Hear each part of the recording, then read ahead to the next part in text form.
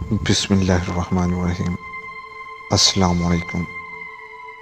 کسی جزیرے میں ایک امیر رہتا تھا جسے شکار کا بہت شوق تھا، مگر شکار کو جاتے ہوئے ایک جگہ کسی غریب ٹوکریاں بننے والے کی زمین پڑتی تھی۔ اس زمین میں نرسل اگے ہوئے تھے۔ اس کھیت کی ناہمواری اور نرسلوں میں سے گزرنے کی تکلیف امیر کو بہت ناگوار معلوم ہوتی تھی۔ ایک دن امیر نے غریب کو بلا کر کہا، تم یہ زمین ہمیں دے دو۔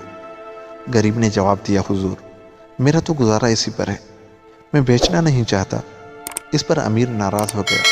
پہلے تو اس نے غریب کو خوب پٹوایا، پھر زمین پر اگے ہوئے تمام نرسلوں کو آگ لگوا کر جلا دیا، جس پر غریب روتا ہوا بادشاہ کے پاس چلا گیا۔ بادشاہ نے امیر کو بلا کر حال پوچھا تو امیر نے جواب دیا، بے شک میں نے اس ذلیل آدمی کو اس لیے مارا اور اس کے کھیت کو جلایا ہے کہ اس نے میرے حکم کی تعمیل نہ کی تھی۔ بادشاہ نے فرمایا، تم نے دولت کے جھوٹے غرور میں ایک بے گناہ غریب کو ناحق تکلیف دی اور بڑا نقصان پہنچایا ہے، حالانکہ تمہارا پردادا اس سے بھی زیادہ غریب تھا، جو ہمارے ہی گھرانے کی بدولت اتنی دولت کا مالک ہو گیا، جس کے ورثے پر اس وقت تم اتنے مغرور ہو رہے ہو۔ میرے نزدیک یہ غریب تم سے اس لیے بہتر ہے کہ اپنی محنت سے روزی کماتا ہے۔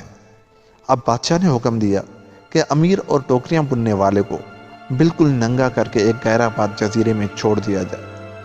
اس حکم کی تعمیل میں دونوں کو ایک ہفتے کے لیے ایک ایسے جزیرے میں اتار دیا گیا جہاں صرف جنگلی آدمی رہتے تھے۔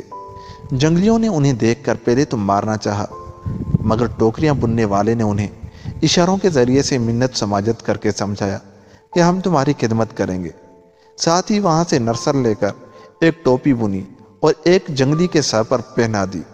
جنگلی اس تاج سے اس قدر خوش ہوئے کہ اس کے پاس ٹوپیاں بنوانے کے لیے ہر وقت ان کی بھیڑ لگی رہتی، مگر ننگے امیر کی سخت شامت آئی کہ ٹوپیاں نہ بنا سکنے کی وجہ سے انہوں نے اسے مار مار کر بے ہوش کر دیا۔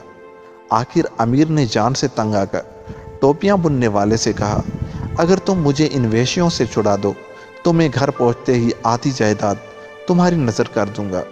یہ سن کر غریب ٹوکری والے نے جنگلیوں کو اشارے سے سمجھایا کہ یہ میرا مددگار ہے، اسے کچھ نہ کہو، جس پر جنگلیوں نے امیر کو پھر نہ چھیڑا بلکہ ٹوکری والے کے ساتھ اسے بھی کھانا دینے لگے۔ جو تو کر کے ہفتہ ختم ہوا تو ایک سرکاری کشتی آ کر انہیں یہاں سے پھر بادشاہ کے روبرو لے گئی، مگر اب تو امیر کی یہ حالت تھی کہ کاٹو تو لہو نہیں بدن میں۔ بادشاہ نے سب قصہ سن کر امیر سے فرمایا، تم نے دیکھ لیا دولت کا محل کیسا ناپائیدار اور اس پر غرور کرنے والا کیسا احمق اور نالائق ہے۔ اصلی دولت مندی وہی ہے جو ہنر جانتا ہے اور محنت کر سکتا ہے۔ اب جاؤ اپنا وعدہ پورا کرو اور اس غریب کو اپنی آدھی جائیداد بانٹ دو۔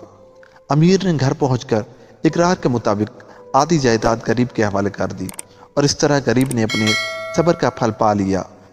ملتے ہیں کسی اور ویڈیو کے ساتھ، تب تک کے لیے خدا حافظ۔